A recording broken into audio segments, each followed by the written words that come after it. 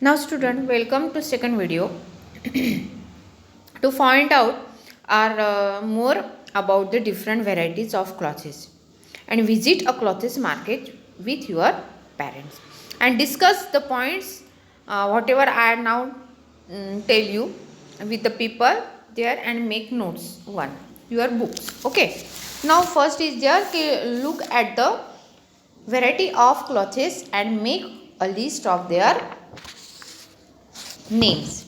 Second is there which of these clothes are meant only for children, for adults or for aged people.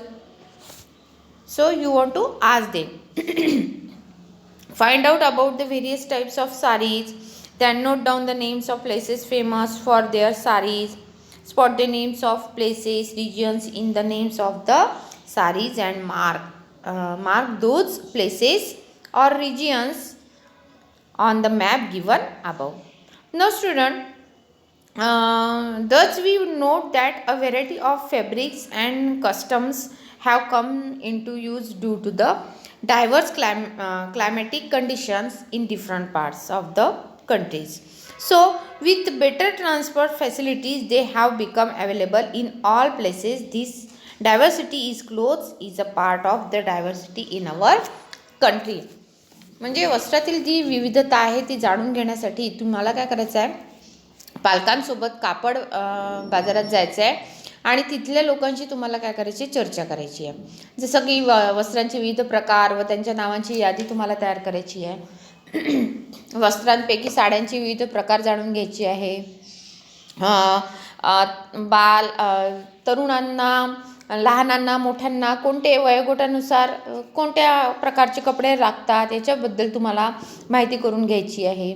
आणि या सगळ्या साड्यांचे जे आहे नावांमधील ठिकाणे व प्रदेश लक्षात घेऊन त्याची काय करायची तुम्हाला नोंद करायची आहे मुलांना.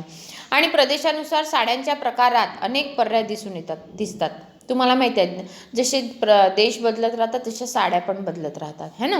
यावरून असे लक्षात येते की आत्ताच्या स्थितीत आपल्याला वस्त्रांचे विविध प्रकार उपलब्ध झालेले आहेत आणि हवामानाच्या विविधतेमुळे वाहतुकीच्या सुविधांमुळे वस्त्रांमध्ये आपल्याला अनेक प्रकार उपलब्ध झालेले आहेत मुलांना.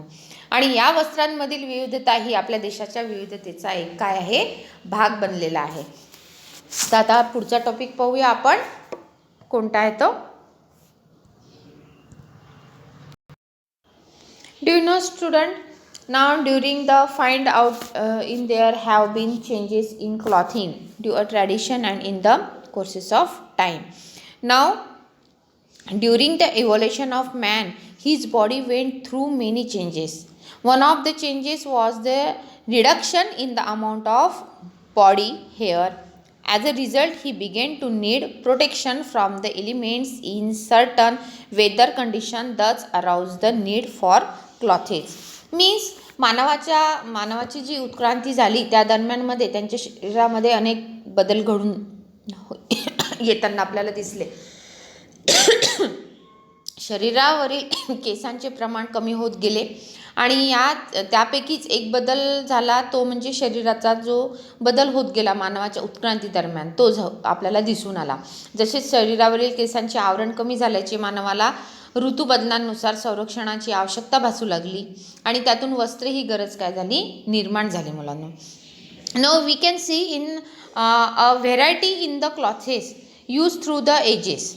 Yes or no? And he began using the bark and leaves of trees.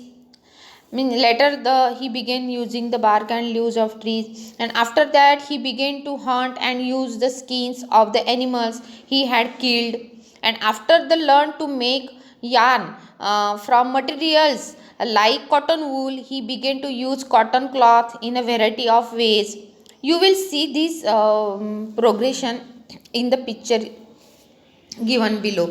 Now see in this picture you saw there with timing they changing their clothes. Now see means मानवाने जेव्हा विविध काळात वापरलेल्या वस्त्रांमध्ये जशी विविधता आपल्याला दिसून येते मुलांनो तशीच आदिम काळामध्ये म्हणजे सुरुवातीला मानव वस्त्र वापरत नव्हते.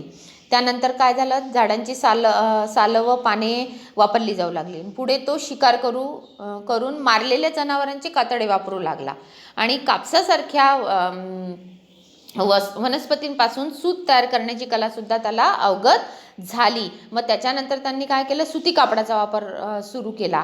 आणि हे आपल्याला कशावरनं लक्षात येत आहे, या चित्रावरनं. This pictures you have to show.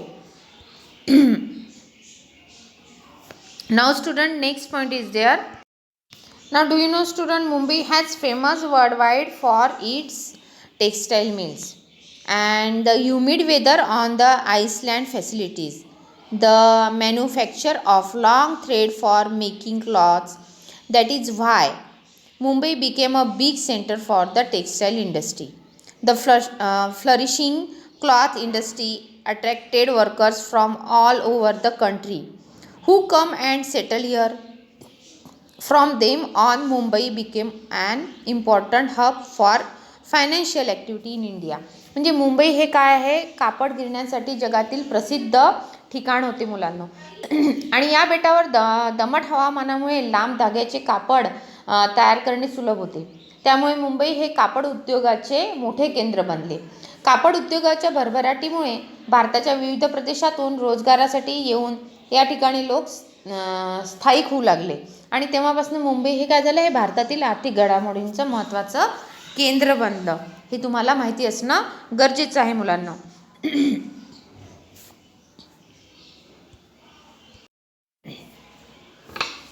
So what we learn in that lesson, we have to learn in that lesson, wanting thing you do not need in desire not necessity. means वस्तूंची गरज नसताना त्या हव्याशा वाटणे, याला काय म्हणतो आपण, हव्यास असे म्हणतो. या विषयावर आपण चर्चा केली मुलांनो. Then we must use things only as we need them. म्हणजे गरजेनुसार वस्तूंचा वापर कसा करावा, हे सुद्धा, याचे सुद्धा महत्त्व तुम्हाला मी पटवून दिले. Then several regions in our country have a tradition of producing fabrics characteristics of the place. means आपल्या देशातील विविध प्रदेशांना वैशिष्ट्यपूर्ण वस्त्रनिर्मितीची काय झाली, परंपरा आहे मुलांनो. याबद्दल म्हणजे कोणत्या देशामध्ये कोणते कपडे वापरले जातात याबद्दल मी तुम्हाला माहिती दिली. Then we learned about the diversity in clothing in our country with the help of maps. आणि देशातील वस्त्रांमधील विविधता, कोणत्या देशामध्ये कोणती वस्त्राची विविधता आहे, कशाच्या साहाय्याने मी तुम्हाला समजून सांगितलं, नकाशाच्या साहाय्याने मी तुम्हाला समजून सांगितलं. Then